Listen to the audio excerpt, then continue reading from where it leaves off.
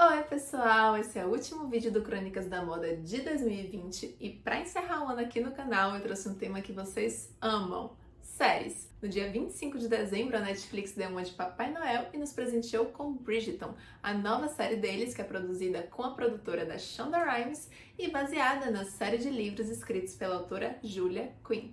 Então, vamos ao baile?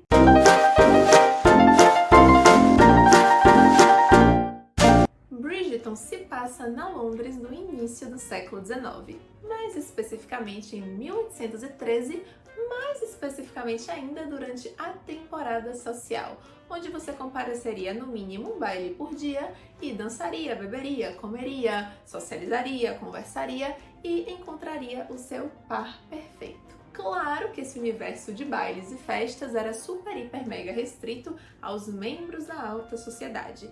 Então iam duques, condes, viscondes, barões, marqueses, porque eles precisavam encontrar uma esposa, já que eles precisavam gerar um herdeiro para que no futuro cuidasse da casa, da propriedade, do dinheiro da família, enfim, ficasse com tudo. E as mulheres iam porque, bom, precisavam se casar, né? Era a única chance que a gente tinha de ter um mínimo de independência na vida. Bom, agora que eu já contextualizei vocês de tudo, vamos falar sobre moda. Se você já assistiu o meu vídeo sobre Josefina, que está linkado aqui, você já identificou que a moda da série é o estilo império.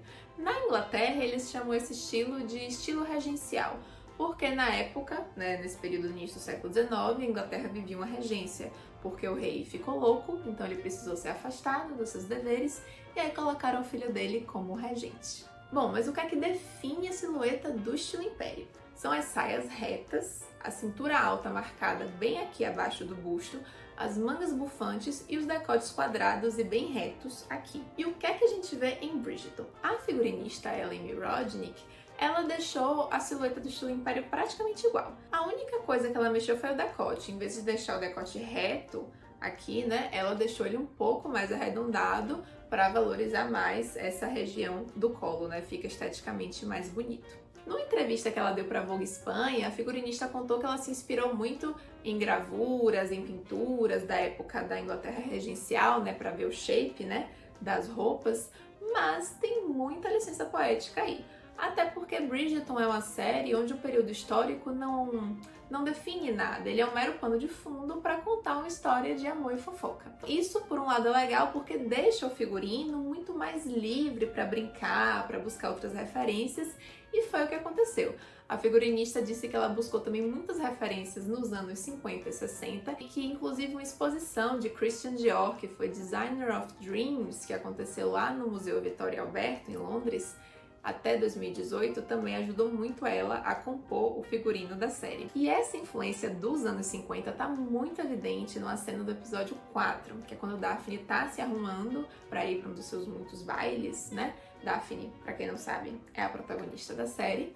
E ela tá usando um vestido com uma faixa preta aqui, bem abaixo do busto, uma fita de veludo preta, e um laço de veludo preto enorme na cabeça. Isso, no início do século XIX, jamais ia rolar. Primeiro que naquela época nenhuma mulher ia usar preto, a não ser que tivesse ficado viúva. Preto ainda era uma cor de luto, ele só vai perder esse estigma e virar uma cor chique, como a gente conhece hoje, quando Chanel faz o seu maravilhoso e famoso tubinho preto em 1926, ou seja, mais de 100 anos depois dessa história de Daphne acontecer. E o laço na cabeça também não ia rolar, não só por conta da cor, mas porque naquela época ninguém ia de laço para um baile. As pessoas iam com tiaras, com pedras preciosas, com coroas.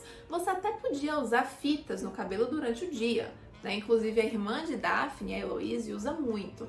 Mas você jamais ia usar uma coisa dessa para ir para um baile à noite de forma nenhuma. Essa moda dos laços no cabelo só vem nos anos 50. E esse que Daphne usa aí na série tá mais para um laço dos anos 80, porque ele é bem grandão, bem exagerado, como era a moda da década de 80. Um dos primeiros figurinos, que são vários na verdade, que chama a nossa atenção, tá logo na primeira cena do primeiro episódio, que é quando a gente vê várias damas se arrumando para serem apresentadas à rainha. Esse momento era tipo um baile de debutante. A rainha convocava, né, todas as jovens mulheres que iam debutar na sociedade de Londres naquele ano, né, em busca de um marido, para ela conhecer, né, ver o que a sociedade tinha de melhor a oferecer. Então, quando a gente tem essa cena, a gente consegue ver algumas diferenças no figurino, mas tem um padrão seguido ali. Todas estão de vestidos brancos, com caudas, os vestidos são super bordados em dourado e todas usam plumas na cabeça. As plumas, na verdade, habitaram por muito tempo essas cabeças bem nascidas da Europa. Elas foram usadas desde o século XVIII até a primeira metade do século XX. O que mudou foi o uso, né? No século XVIII, Maria Antonieta usou plumas na coroação dela, mas ela usou naquele puff de 1 metro de altura e que com certeza tinha vários outros adornos, né? Agora, no século XIX, a gente vê o exemplo da série de Daphne usando plumas grandes, né, para ir ser apresentada a rainha. E até a primeira metade do século XX, até os anos 20, as plumas continuaram sendo usadas nesses eventos oficiais. E a gente tem um ótimo exemplo disso em Downton Abbey, na 4ª temporada.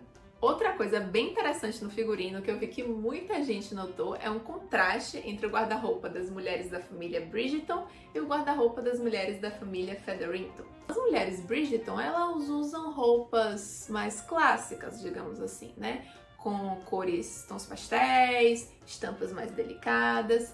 Já as mulheres da família Featherington, a própria figurinista definiu elas como sendo as novas ricas, então elas são mais extravagantes, usam vestidos muito coloridos, as joias também, além não só de terem muito brilho, tem muita cor também, então elas são bem exageradas. Esse ponto da cor, principalmente no figurino da família Featherington, é um recurso muito legal usado para aproximar mais a moda daquela época da nossa moda atual. Uma coisa eu posso lhe garantir, que por mais espalhafatosa que fosse, ninguém naquela época ia usar vestido naqueles tons de rosa, de laranja, de azul, de verde, de amarelo, porque simplesmente esses tons não existiam, não se fazia tecido dessa cor, não se encontrava. Mas, claro que estamos falando de uma série que está indo ao ar em 2020, né? E em 2020 nós temos todas essas profusões de cores. Rosa chiclete, amarelo neon,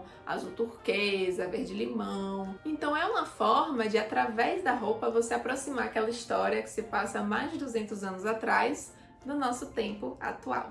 Isso também ocorre com os acessórios, né? A gente vê nos bailes, né, as mulheres estão sempre com colares maiores, com muito brilho, brincos grandes e assim eles estão lindos.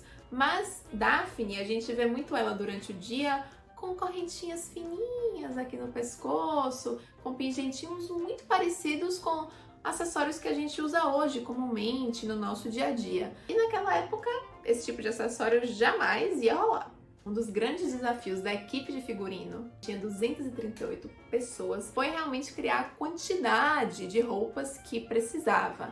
Só para vocês terem ideia, em 8 episódios da série nós temos 10 bailes.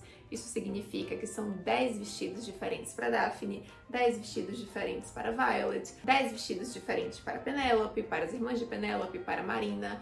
Só de roupa de baile, não tô falando ainda dos outros figurinos, das outras cenas de dia, não tô chegando lá ainda. Então realmente foram muitas roupas a serem criadas. Até porque uma jovem debutando na sociedade londrina não ia repetir roupa nos bailes. Você acha? Ao todo foram criadas 7.500 peças de roupa para a série, que compuseram 5.000 looks. Dessas 7.500 peças de roupa, 1.000 eram só para os personagens protagonistas. E a Daphne Bridgerton, que é a protagonista dessa temporada, só ela teve 104 trocas de figurino nesta temporada. E fazer o figurino de Bridgerton foi uma força-tarefa grande, porque vieram especialistas de várias partes do mundo. Veio gente da Itália, da Espanha, de Nova York, da própria Inglaterra. Algumas coroas vieram da Itália, algumas joias foram cedidas pelo acervo pessoal da Swarovski, outras vieram de Nova York. Então eles saíram pegando coisas assim em várias partes do mundo. Outro figurino que a gente precisa citar aqui é o vestido de casamento de Daphne. Ai Maria, mas não é tão sem graça, é só um vestido branco, igual que a gente vê hoje, não tem nada demais. Em 1813, dificilmente Daphne ia se casar com um vestido branco, simplesmente porque essa tradição não existia ainda. a tradição do vestido branco só começa em 1840, no casamento da Rainha Vitória. Então, provavelmente, Daphne iria escolher uma cor que realçasse os seus olhos ou a sua pele. Então a gente ia ficar entre o azulzinho, o verdinho, o rosa, o lilás, o pêssego, algo assim. Não é que o branco não era usado em casamento. Você podia casar de branco se você quisesse, não era nada do outro mundo. Mas passava longe de ser a primeira opção de escolha, né? A primeira opção de cor das noivas. Branco era só mais uma cor entre tantas outras. Tá errado Daphne casar de branco? Errado não tá, mas era pouco comum. Agora uma roupa que é um show na série são os coletes bordados dos homens. Na verdade, o guarda-roupa masculino tá tão lindo quanto feminino, e essa estratégia do colete foi muito interessante porque eles conseguem variar mais, né? O guarda-roupa dos homens, já que eles não têm, enfim, tanta coisa para mudar como o guarda-roupa das mulheres. Então a gente vai ver muitos coletes bordados, com brocados dourados lindíssimos, e vamos ter de todas as cores, desde cores mais clarinhas, tipo azulzinho, também vai ter cores mais fortes, tipo vermelho, o roxo, o azul marinho. Inclusive eu queria muito que alguém repaginasse essa moda dos coletes bordados, que elas voltassem, porque eu fiquei imaginando vários looks que eu poderia fazer com esses coletes lindíssimos. Mas a pergunta que fica é, os caras daquela época realmente usavam esses coletes? Então até usavam, mas não sei se esses coletes eram tão exuberantes, tão bonitos, né, como os da série. Até porque Bridgerton tem uma característica, não só no figurino, mas também na fotografia, que por sinal está lindíssima, que são as cores muito fortes. Então parece que eles pegaram aquele efeito saturação e colocaram lá no vídeo da série, porque realmente as cores parecem que saltam aos olhos, e isso está incluído no guarda-roupa masculino também. Então sim, os coletes bordados realmente eram usados, né? Ou às vezes mesmo que não fossem bordados, mas tinha uma cor, tipo vermelho, né? Mas não era nada tão exuberante como os da série. Até porque no início do século XIX, que é quando se passa a série, a gente está numa fase de transição. Então a moda tá deixando de ser uma coisa essencialmente masculina, como ela nasce, né? E está se tornando, né, uma prerrogativa feminina. Isso deu um nó na sua cabeça, né? Então assiste aqui o meu vídeo sobre moda de homens e mulheres, que eu te conto como foi que essa transição aconteceu. Então, meu veredito para Bridgerton é: os figurinos estão lindíssimos, tanto os dos homens como os das mulheres, os vestidos de baile, os vestidos de dia, tudo, mesmo que não estejam 100% condizentes, né? Ou não estejam no alto grau de preciosismo do que era a moda na época. E tudo bem, gente, porque é aquilo que eu disse no início do vídeo. Em Bridgerton, o período histórico é só um mero pano de fundo. Ele não tem nenhuma interferência na narrativa. Eles até citam em alguns momentos personalidades da época, como o Duque de Wellington, que foi um herói das guerras napoleônicas na Inglaterra. Tem aquele cara por quem Marina é apaixonada, que está lutando na Espanha, provavelmente nas guerras napoleônicas também, mas isso não traz nenhuma interferência para a história, isso não é abordado.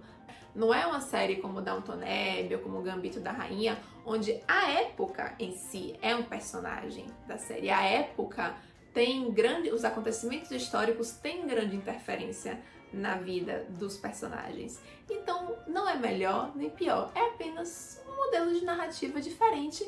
E tudo bem, e é legal também a gente poder brincar com o figurino. Nem sempre a gente precisa seguir tão à risca a moda da época, afinal, a licença poética está aí para isso. Fora que eu preciso admitir, eu sou super suspeita para falar dos Bridgertons. Primeiro porque eu amo a moda do estilo Império, é uma das que eu mais gosto. E eu já li a série de livros há uns 7 anos atrás e é maravilhosa. Eu tô com o meu aqui, ó, todo bonitinho. E então eu amo essa história já há muito tempo, e tá podendo ver ela agora contada na TV tá sendo assim o auge pra mim.